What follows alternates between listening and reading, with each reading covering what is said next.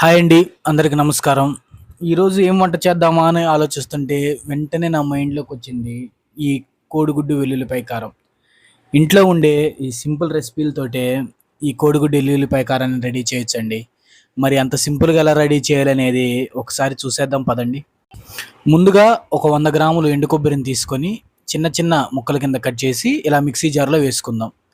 అందులోనే 10-12 వెల్లుల్లి రెబ్బలను కూడా వేసుకుందాం. దానిలోనే ఒక చిన్న అల్లం ముక్కను కూడా వేసుకొని ఒక్కసారి మిక్సీ పడదాం. ఇలా మిక్సీ పట్టిన మిశ్రమంలో ఒక హాఫ్ టీ స్పూన్ పసుపు, 2 టీ స్పూన్ల కారం,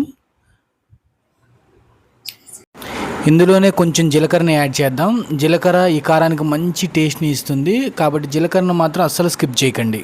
మీ టేస్ట్కి తగినంత సాల్ట్, నేనైతే 1.5 టేబుల్ స్పూన్ సాల్ట్ తీస్తున్నాను. మీరు మీ టేస్ట్కి తగినట్టు సాల్ట్ తీసుకోండి.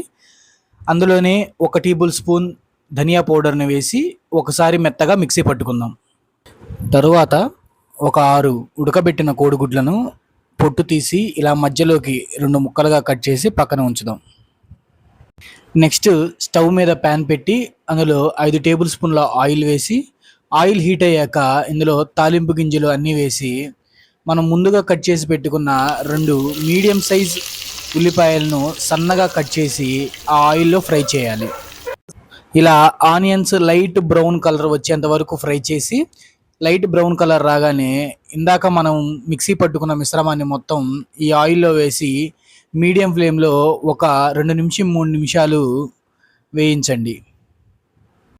నెక్స్ట్ ఇందులో మనం ముందుగా కట్ చేసుకున్న కోడిగుడ్డు ముక్కలన్నిటినీ వేసి ఒకసారి మొత్తం కలుపుకొని దించేసుకుంటే మనం అనుకున్న కోడిగుడ్డు వెల్లుల్లిపాయ కారం రెడీ.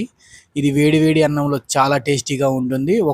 ఒక్కసారి ఈ విధంగా చేసి చూడండి, మీ బాడీ మొత్తం యాక్టివ్ మోడ్లోకి వస్తుంది. మళ్ళీ మళ్ళీ చేసుకోవాలనిపిస్తుంది.